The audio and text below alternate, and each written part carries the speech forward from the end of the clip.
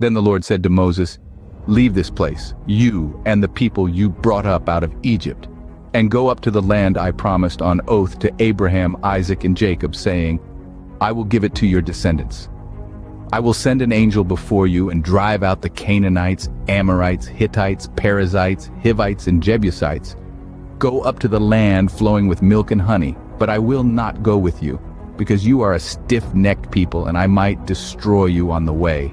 When the people heard these distressing words, they began to mourn, and no one put on any ornaments. For the Lord had said to Moses, "Tell the Israelites, you are a stiff-necked people. If I were to go with you, even for a moment, I might destroy you. Now take off your ornaments, and I will decide what to do with you."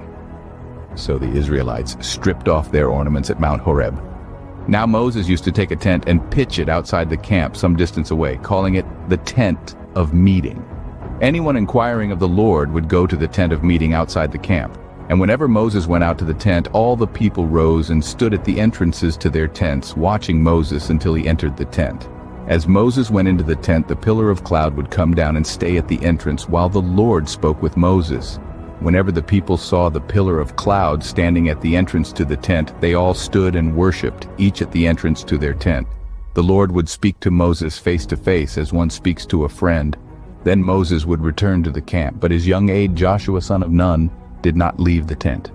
Moses said to the Lord, "You have been telling me, 'Lead these people,' but you have not let me know whom you will send with me. You have said, 'I know you by name,' and you have found favor with me. If you are pleased with me, teach me your ways, so I may know you and continue to find favor with you. Remember that this nation is your people." The Lord replied, "My presence will go with you, and I will give you rest." Then Moses said to him, "If your presence does not go with us, do not send us up from here. How will anyone know that you are pleased with me and with your people unless you go with us? What else will distinguish me and your people from all the other people on the face of the earth?" And the Lord said to Moses, "I will do the very thing you have asked, because I am pleased with you, and I know you by name." Then Moses said, "Now show me your glory." And the Lord said, "I will cause all my goodness to pass in front of you, and I will proclaim my name, the Lord, in your presence. I will have mercy on whom I will have mercy, and I will have compassion on whom I will have compassion.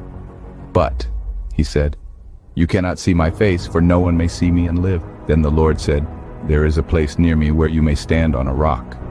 When my glory passes by, I will put you in a cleft in the rock and cover you with my hand until I have passed by. Then I will remove my hand and you will see my back, but my face must not be seen." This is the end of the reading of Exodus 33. We are a young channel, to please hit the thumbs up and subscribe to our channel. May God bless you always in Christ Jesus' name. Amen.